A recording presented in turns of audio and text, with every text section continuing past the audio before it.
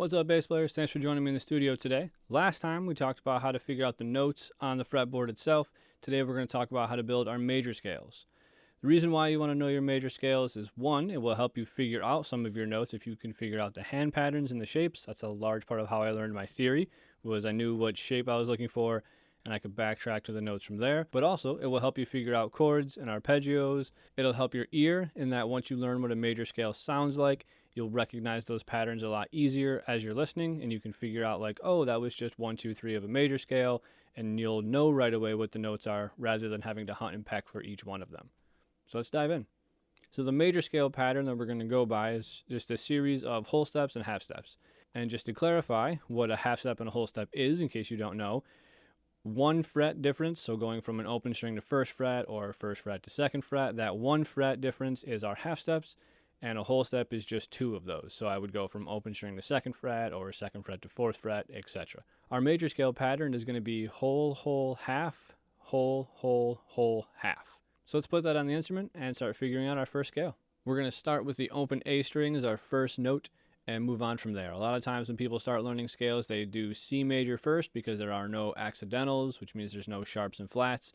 On bass, I find it's easier to start with an open string so we can figure out the notes and really clearly see those whole steps and half steps and not have to figure out where a note is in the fretboard first. We'll just start from an open string. Once you figure out the pattern, you can apply it to any key anyway. Also, just to clarify, I'm going to go up the scale on 1 string, and then we'll do some string crossing and figuring it out from there. So starting from the open A string, I need a whole step, which would be second fret on the A string, so it's the note B.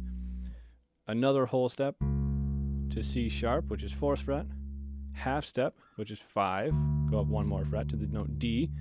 And now I need 3 whole steps, so D to E, E to F sharp, and then F sharp to G sharp. And lastly, my last interval of this is a half step, which would get me up to 12.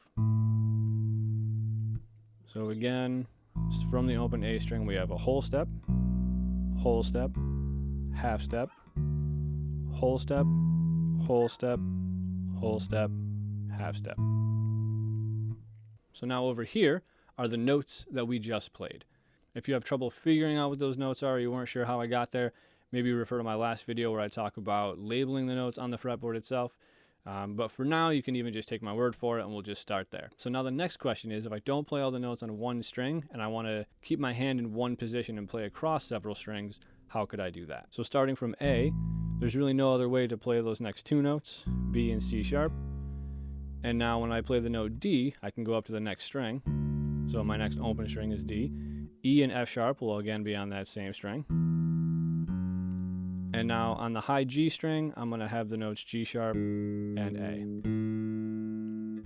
So for that, all I was really doing was just trying to not shift up 1 string. I'm just figuring out if I were to go across, where could I put those notes? And you might find and stumble upon a different pattern depending on where you maybe do put a shift or not. There's no right or wrong answer. As long as you're playing those notes that apply to the key, it will work. Not having to shift very much makes playing the whole scale easier, and it helps you solidify what it sounds like. It helps you solidify some of these hand patterns the closer you can make the note groupings, especially this next bit where I'm going to use a different finger to start the scale and not just an open string. So now I've got a couple more questions that I could ask to start exploring more of the bass in this range.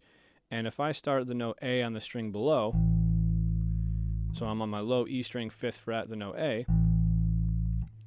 how now could I play my A major scale? Well, I could play A, B, and C sharp on the E string, go up to the next one to play D, E, and F sharp, and then my next string up I could play my notes G sharp and A. Again, that's just one way to do it. You might have found a different one. You might have shifted up to the 10th fret to play the note D instead of going up to the A string to play the note D on the 5th fret. There's a whole bunch of ways you could do it. There's no right or wrong. The next question is, if I don't start the scale on my index finger, what happens if I start it on my middle finger? Now, instead of starting with my index finger, I'm starting middle finger on that note A, B, 7th fret of the low E string, but then I might shift up to C sharp, D, E, shift up to the next string to play F sharp, G sharp, and A.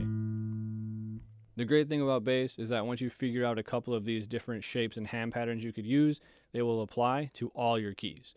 So you don't have to relearn a bunch of new patterns for every key. You just have to figure out the notes, but the hand patterns will stay the same. That will really help us because we can use the hand pattern to figure out and know exactly what notes we should be playing, and then backtrack and say, okay, now what notes am I playing?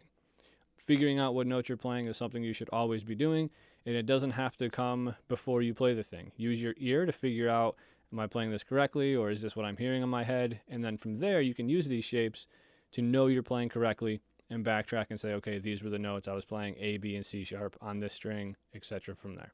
That's all there is to it. That's your crash course on how to play a major scale on the bass. Again, you can start that pattern of wholes and half steps on any fret of the bass. We'll use this information in the next video to build our arpeggios and to build chords based off of all of these notes in the scale. So it'll be imperative for that reason that you learn all your major scales.